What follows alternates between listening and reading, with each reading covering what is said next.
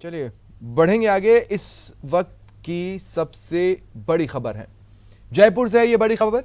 बच्चों से कुकर्म के मामले में जो आरोपी शिक्षक था उसे सुनवाई के बाद दोषी करार दिया गया है। उस पर जो आरोप थे उन्हें सही पाया गया और उसे दोषी करार दिया गया है। आरोपी रमीज राजा दोषी करार दिया गया है। पॉक्सो कोर्ट 3 ने यह फैसला सुनाया है। 2 सालों के इंतजार के बाद यह इंसाफ सामने आया है। बच्चों का दुश्मन जिसने अभिभावकों की रातों की नींद उड़ा दी थी, यह खबर सामने आने के बाद अभिभावक परेशान थे अपनी बच्चों की सेफ्टी को लेकर। एक नजीर यह मामला बन सकता है। पॉक्सो कोर्ट 3 ने फैसला सुनाया है, रमीज राजा दोषी है। फिलहाल सजा के बिंदु पर बहस होना बाकी है। पहले बहस होगी और उसके बाद सजा सुनाई जाएगी। 50 से ज्यादा बच्चों के साथ यौन शोषण किया था इसने।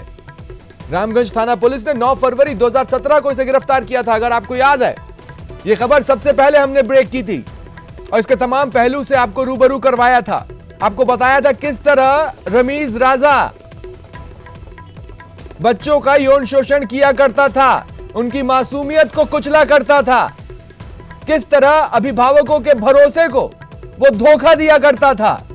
यह मामला सामने आने के बाद 2 साल से कुछ वक्त ज्यादा सुनवाई चली। 28 अप्रैल को इस मामले में चालान पेश किया गया था। तब से सुनवाई चल रही थी और आखिरकार इंसाफ आया है। और चलिए सीधा रुख करते हैं सहयोगी सचिन कुमार का। तो मासूमियत का कातिल रमीज राजा था, जिस पर किसी को शक भी नहीं था। सुनवाई के बाद उसे दोषी करार दिया गया है। सचिन, बिल्कुल देखिए स्वप्निल, ये एक ऐसा मामला था जिसने पूरी राजधानी को हिला के रख दिया था। 50 से ज़्यादा बच्चों के साथ कुकर्म करना और उनके वीडियो बनाना, उन्हें ब्लैकमेल करना, डराना, धमकाना, यहाँ तक कि उन बच्चों से पैसे मंगवाना, ये तमाम काम रमीज राजा किया करता था। रामगंज थाना पुलिस ने 2017 में मामला दर्ज किया था और मैं आपको बता दूं कि न्यूज़ 18 राजस्थान ने इस मामले को प्रमुखता से उठाया था और उसके बाद पुलिस ने मामला दर्ज किया था। पूरे मामले में जो पीड़ितों के वकील असलम खान वो हमारे साथ हैं, वो खुद इस बात को स्वीकार करते हैं कि किस तरह से न्यूज़ 18 ने सामाजिक सरोकार निभाया था, उसके बाद ये मामला दर्ज हुआ था। सर, क्या ये घटनाक्रम था और इसके में पूरे मामले में क्या कुछ निकल के सामने आया? पीड़ित पक्ष मेरे पास आया था और उन्होंने रामगंज थाने के अंदर रिपोर्ट दर्ज कराने गए थे। पुलिस थाना रामगंज ने उनकी रिपोर्ट दर्ज नहीं करती। उसके बाद हमने ईटीवी के जो अरबाज खान हैं पत्रकार, उनसे संपर्क किया। उन्होंने हमारी मदद करी और पुलिस कमिश्नरेट में पूरी ईटीवी की टीम आई, उन्होंने लाइव चलाया। उसके बाद जो मीडिया के सहयोग की वजह से, मीडिया के दबाव की वजह से पुलिस थाना रामगंज द्वारा ये प्रकरण दर्ज किया गया था और ये घिनौने कृत्य को पुलिस थाना ये इनके प्रकरण बड़े लोगों की दबाव में दबाना चाहती थी। आज रमीज राजा को क्या करार दिया गया और साथ में जो सह आरोपी सरवर आलम था उनको लेकर क्या फैसला हुआ है? रमीज राजा को इसने दोषी करार दिया है। ये किन किन धाराओं में उनको दोषी करार दिया गया है और सजा के बिंदु पर कब तक बहस आप लोग शुरू कर देंगे? इसके अंदर केवल एकमात्र धारा 376 बनती नहीं थी क्योंकि बालक थे वो सभी, और इसलिए उसको दोषी नहीं माना है। बाकी सभी धाराओं में रमीज राजा को दोषी माना है। अगर पनिशमेंट की बात करें असम जी, तो किस तरह का मैक्सिमम पनिशमेंट इसमें कितना हो सकता है और आपने क्या मांग की है?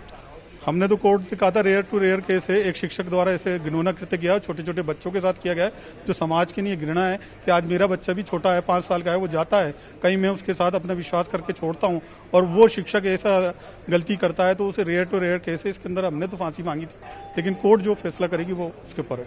कब तक क्या उम्मीद की जाए, कब तक फैसला आ सकता है पूरे मामले में? एक्यूज के रमीज राजा के एडवोकेट का इंतजार कर रही है अभी कोर्ट, और उसके आते ही कोर्ट उसके ऊपर उनको सुनेगी सजा के बिंदु पर, उसके बाद अपना फैसला देगी।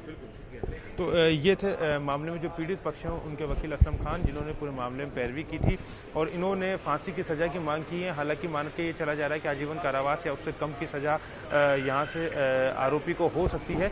और जिस तरह से सपने आपने सुना कि उस समय जब न्यूज़ 18 ईटीवी हुआ करता था, जब उस समय हमारे संवाददाताओं ने, चाहे राकेश गोसाई हो, अरबाज अहमद हो, इन्होंने प्रमुखता से इस पूरे मामले को उठाया था और उसके बाद ही मामला दर्ज होगा। हम सभी को याद है फरवरी 2017 में जब मामला दर्ज हुआ था, उससे पहले जयपुर की सड़कों पर इस मामले को लेकर कई प्रदर्शन हुए थे, लेकिन उसके बावजूद पुलिस जो है कार्रवाई नहीं कर रही थी।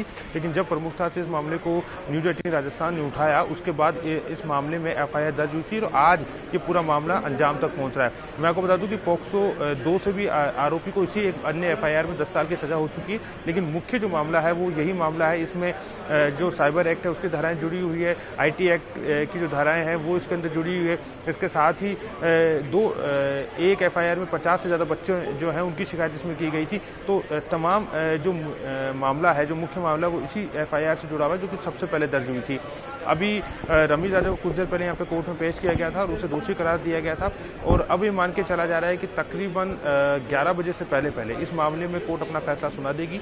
कोर्ट ने सभी बिंदुओं पर बहस पूरी कर ली है। अब केवल सजा के बिंदु पर बहस होनी है, जिसमें जो अभियुक्त के वकील हैं उनका इंतजार किया जा रहा है। शायद उनकी अमूमन यही मांग होती है कि कम से कम सजा दी जाए, क्योंकि दोषी तो करार हो ही गया है। वहीं जो परिवादी के वकील है, इनकी मांग है कि ये मामला विरल से विरलतम है, रेयर टू रेयर है, क्योंकि ऐसे व्यक्ति द्वारा इस कृत्य को किया गया जिसको गुरु माना जाता है, जिस पर विश्वास करके जो अभिभावक हैं वो अपने मासूम बच्चों को एक बात मैं यहाँ पर कहना चाहता हूँ, जैसा कि आपने बताया उस समय हमारे तमाम सहयोगी इस मामले पर लगातार निगाह बनाए हुए थे, जगह जगह से लाइव दिए जा रहे थे, जगह जगह से जहां जहां कहीं भी प्रदर्शन हो रहे थे वहां पर हमारी टीम मौजूद होती थी और उस वक्त भी स्टूडियो में इस ओर मैं बैठा होता था। और जिस वक्त ये ब्रेकिंग मिली थी उस वक्त मैं सबसे ज्यादा चौंका भी था और परेशान भी हुआ था। मैं कहना ये चाहता हूं कि दरअसल कुछ मामले ऐसे होते हैं जिसमें इंसाफ आता है तो एक निश्चिंतता तो आ जाती है कि चलिए इंसाफ हुआ, लेकिन कलेजे को ठंडक नहीं मिलती है। ये वैसे कुछ मामलों में से एक है, जहां तक मेरी खुद की समझ कहती है। जिस वक्त रमीज राजा को कोर्ट ने बताया कि तुम दोषी हो, उस वक्त उसने क्या कुछ किया, उसकी बॉडी लैंग्वेज क्या रही, इस बारे में अगर कुछ बता पाए।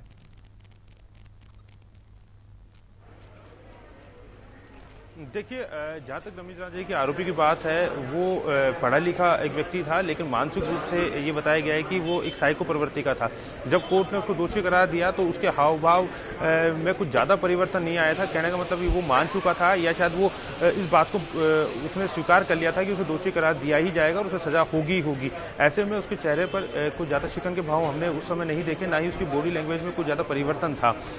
एक शून्य का भाव हम कह सकते हैं, जो एक मौन का भाव होता है, वो उसके अंदर महसूस हो रहा था। लेकिन क्या वो सजा को लेकर प्रायश्चित करेगा या नहीं करेगा, इसके बारे में भी कुछ कहना आसान नहीं, क्योंकि इस तरह के जो व्यक्ति होते हैं जिन्होंने 7 साल तक लगातार इस तरह के घिनौने कृत्य को अंजाम दिया, उनकी मानसिक स्थिति जो है उसको हम समझ सकते हैं कि वो किस मानसिक प्रवृत्ति के व्यक्ति होगा जिसने इस तरह के कृत्य को अंजाम दिया। हम यहाँ पर बयां भी नहीं कर सकते कि किस तरह के जो वीडियो वायरल हुए थे, बच्चों को सामूहिक रूप से उनके साथ कुकर्म करना, छोटे छोटे मासूम बच्चों को, उसके बाद उनकी पिटाई करना, उनको डरा के धमका के रखना, उनको ब्लैकमेल करना, यहाँ तक कि उनसे पैसे मंगवाना, ये कोई आम व्यक्ति या जिसका मानसिक संतुलन ठीक हो वो व्यक्ति शायद कर ही नहीं सकता। इस बात से अंदाजा लगाया जा सकता है कि आरोपी की मानसिक स्थिति। शुक्रिया तमाम जानकारी के लिए। आप नजर बनाए रखें।